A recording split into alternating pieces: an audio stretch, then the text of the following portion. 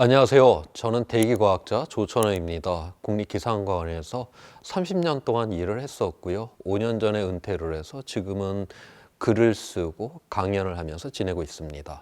옛날에는 인간이 만든 세상이 작았어요. 그렇기 때문에 이 커다란 지구가 인간의 세상을 보듬어 줄 수가 있었습니다. 근데 이제는 이 지구보다 인간이 만든 세상이 더 커져 버렸습니다. 이 유한한 지구를 인간의 세상이 넘어서자 우리가 숨쉬는 공기, 마시는 물, 먹는 식량, 우리의 삶의 거주지가 지구로부터 공격을 받게 되는 이러한 지구 위기에 우리는 놓이게 된 것입니다. 지난 2000년 동안 지구의 평균 기온이 변화가 되고 있는 모습을 보여주고 있습니다. 검은 실선으로 되어 있는 거는 이산화탄소의 농도예요. 산업혁명 이후에 이산화탄소 농도가 빠르게 증가를 했죠. 이와 함께 지구의 평균 기온도 빠르게 증가를 했습니다. 지난 100년 동안에 지구의 평균 기온은 1도가 상승을 했는데요. 공룡이 멸종을 했던 6,500만 년 이후에도 기온이 오르락내리락 했었는데 그때 가장 빠르게 기온이 상승되었던 속도가 1000년의 1도예요. 그런데 우리 사람들은 100년 만에 1도를 상승시켰죠. 10배나 빠르게 기온이 상승되고 있다고 하는 겁니다.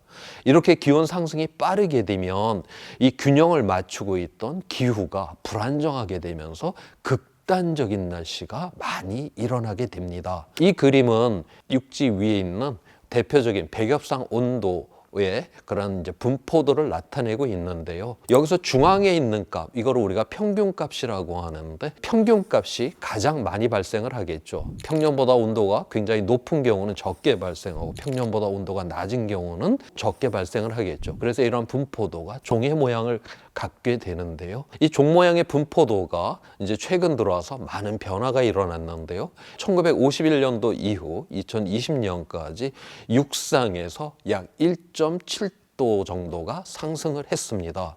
그와 함께 종의 모양이 좀 변했는데요. 최근 들어와서 옆으로 좀 많이 퍼졌죠. 우리가 온실가스를 대기 중에 뿜어댔기 때문에 이 기후 입장에서는 충격을 받은 거예요. 그렇기 때문에 바로 온도의 변동폭, 강수량의 변동폭들이 훨씬 더 커지게 됩니다. 이 그림에서 보듯이 평년보다 4도 이상인 경우가 1951년도에 비해 2020년도가 되게 되면 이 꼬리 부분이 한 4배 정도 두툼해졌죠. 우리는 이러한 극단의 날씨에서 위험을 느낍니다. 바로 이 극단의 부분이 거의 4배나 증가를 했다라고 하는 것을 여기서 알 수가 있습니다. 지구상에 내리는 비의 85%는 해양에서 증발이 일어나서 그 수증기가 바로 비로 돼서 이 육지 위에 떨어지게 되고 이 대지를 풍요롭게 만들고 농작물을 풍요롭게 만들고 이 육지에 있는 모든 노폐물을 다 흡수를 해서 바다로 빠져나가죠. 바다의 염분도가 높은 물에서 민물을 만들어내는 이러한 순환을 바로 우리는 물의 순환이라고 부르고 있습니다. 기온이 1도가 상승을 하게 되면 해양에서 더욱더 많이 증발을 하기 때문에 공기 중에 수증기가 약 7% 정도가 늘어나게 됩니다. 그렇게 되는 경우에 호우성의 이러한 강수량이 더욱더 증가를 한다라고 하는 것이고요. 육지에서는 토양에 이 증발이 많아졌으니까 토양이 바싹 마르겠죠. 가뭄이 더욱더 일어나게 되고 산불이 한번 일어나게 되면 꺼지지 않는 이러한 상황이 됩니다. 그래서 같은 공간 안에서 이 홍수와 가뭄이라고 하는 극단적인 이러한 날씨가 함께 자주 일어나게 되는 것이죠. 1980년에 전 세계적으로 약 한 200개 정도의 극단적인 날씨가 발생을 했었는데 최근 들어와서는 이것이 900개를 지금 넘었어요. 약 지난 40년 동안에 극단적인 날씨가 전 세계적으로 4배 이상 증가를 했다라고 하는 것입니다. 2005년도까지는 조금씩 증가를 했었는데 2005년 이후에는 굉장히 지금 빠른 속도로 증가를 하고 있죠. 우리가 온실가스 배출량을 줄이지를 않는다면 이 증가 속도는 훨씬 더 빨라지면서 우리 문명의 위기까지 일으키게 될 것이다라고 보고 있는 것입니다. 해수면의 상승도 굉장히 지금 큰 문제인데요. 현재까지 지구가 가열이 돼 갖고 약 20cm 정도 해수면이 상승을 했습니다. 그런데 앞으로 우리가 2050년까지 여기에 한 20cm 정도가 더 상승을 하게 될 거다라고 그렇게 전망을 하고 있어요. 그러면 이 해수면 상승과 함께 폭풍 해일도 더욱더 강하게 되겠죠. 그렇게 되면은 많은 바닷물이 이 육지 위로 이제 밀려온다라고 하는 것을 의미를 하는 것이고요. 그렇기 때문에 100년에 한 번 정도 일어났었을 해안에서의 이러한 극한의 현상이 2050년이 되면 지금보다 20배 내지 30배 정도 더 많이 발생을 할 수 있다라고 전망을 합니다. 그러한 피해를 보는 사람들이 약 10억 명에 달할 것이다라고 그렇게 전망을 하고 있어요. 그런데 지금 예상을 하는 거는 빙하 자체가 차분히 온도가 올라감에 따라 겉면부터 차분히 녹는 경우를 의미를 합니다. 그런데 빙하는 그렇게만 녹지를 않습니다.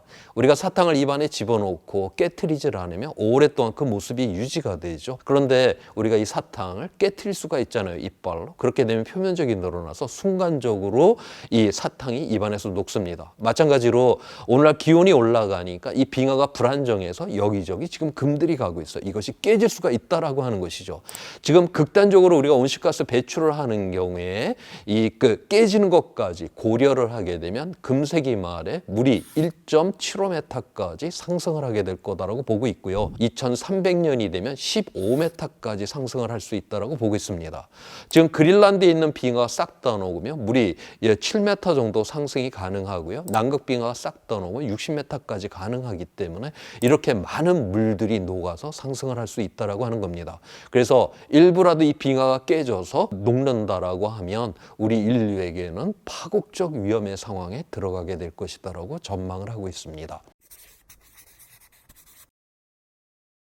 기후변화는 자연 재난이 많아지고 강해질 뿐만이 아니라 바로 우리 경제에도 영향을 미치게 됩니다. 여기에서 나온 연평균 기온은 각 나라의 연평균 기온을 의미를 해요. 경제 성장을 가장 하기 좋은 온도가 약 연평균 기온이 13도에서 15도 정도의 범주입니다. 여기에는 미국, 일본, 중국 그리고 우리나라도 여기에 지금 포함이 되어 있어요. 이 온도보다 너무 온도가 높거나 이 온도보다 온도가 너무 낮게 되면 활동이 줄어들 수밖에 없고 농업 생산량도 줄 수밖에 없기 때문에 경제에 좋지 않다라고 보고 있습니다. 그래서 브라질이라든가 인도라든가 이런 동남아시아 나라들은 원래 더 많이 경제 성장을 할 수가 있었어요. 그런데 지금까지 일어났던 이 기후 가열로 인해서 그 성장이 좀 둔화되었다라고 하는 것입니다. 반면에 좀 추운 나라들, 중부 유럽이라든가 이런 북부 유럽들은 이 좀 추운데 여기는 기온이 상승을 하게 되니까 노동 활동도 더욱더 커지게 되었고 농업 생산량도 높아져서 경제적 이익이 있었다라고 보고 있어요. 그래서 지금 최적에 있는 바로 우리나라와 같은 이러한 지역에 있는 나라들은 지금까지 일어난 지구 가열로 경제적으로 그닥 손해도 이익도 없었는데 앞으로 이제 기온이 본격적으로 상승을 하게 되면 바로 이 기후 변화에 의한 경제 성장률이 꺾일 그러한 상황에 우리가 놓이게 될 거다라고 전망을 하는 것입니다. 이 미래의 이 기온의 변화가 어떻게 일어날 것인지를 한번 살펴보도록 하겠습니다. 2100년까지의 기온의 변화를 보여주고 있는데 미래 기온은 하나가 아니라 바로 5가지의 이제 시나리오로 여기서 보여주고 있어요. 왜 이렇게 보여줄 수밖에 없나? 앞서 이야기를 했듯이 우리 인간은 자연에서 가장 빠른 기온 속도보다 이미 10배나 빠르게 기온을 상승시키고 있습니다.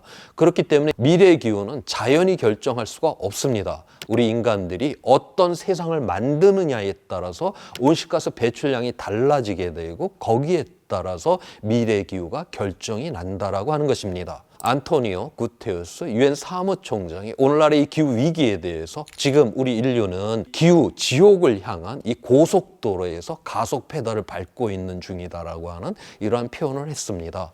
지금 이제 지구 평균 기온이 우리 인간에서 1도가 상승이 되어 놓는다. 이거는 고속도로에서 시속 100km로 우리는 달리고 있다라고 하는 거죠. 우리가 여기에서 이제 1.5도까지 상승을 했다. 고속도로에서 150km로 가속 중이다라고 하는 거예요. 위험이 좀 발생하겠죠. 되겠죠. 그 다음 2도까지 상승을 했다. 시속 200km입니다. 위험이 굉장히 커지게 되겠죠. 여기에서도 우리가 막지를 않고 기온이 3도까지 올라갔다. 시속 300km예요. 이거는 거의 죽었다를 각오를 해야 되는 거죠. 이거는 문명의 붕괴 상황으로 들어간다라고 하는 것을 의미를 하는 것입니다. 그래서 우리가 1.5도를 막으려고 하면 2050년까지 탄소 중립에 이제 도달을 해야 되는 것이고요. 2도를 막으려고 하면 2070년까지 탄소 중립에 도달을 해야 됩니다. 탄소 중립이라고 하는 거는 공기 중에 더 이상 우리가 온실가스를 배출하지 않는다라는 걸 의미를 해요. 그런데 그림에서 보듯이 탄소 중립에 도달을 했다 해도 그 후에 기온이 떨어지질 않습니다. 이 온실가스는 한번 대기 중에 나오면 얘는 수백 년, 수천 년 동안 그대로 남아 있어요. 우리 기성세대는 바로 화석연료를 태워갖고 대단한 편익을 누렸죠. 근데 그 결과로 나온 이 온실가스가 없어지질 않기 때문에 계속 누적된 형태로다가 우리의 다음 어린 세대한테 넘겨진다라고 하는 것이에요. 그래서 나이가 어리면 어릴수록 이 기후변화의 피해에 더욱더 노출이 될 거다라고 전망을 하는 것입니다. 이 그림은 우리는 조상으로부터 이 지구를 물려받았고 우리의 후손으로부터 지구를 빌렸다라고 하는 그림입니다. 우리가 조상으로부터 물려받은 지속 가능한 그대로 후손들에게 그대로 물려줘야 될 책임이 있다라고 하는 것이고 오늘날 기성세대가 여기에 대한 책임을 더욱더 느껴야만 한다라고 하는 것을 이 기후위기가 우리에게 이야기를 해주고 있습니다. 제가 준비한 주제는 여기까지입니다. 준비한 주제가 재미있으셨다면 좋아요와 구독 버튼을 눌러주세요. 감사합니다.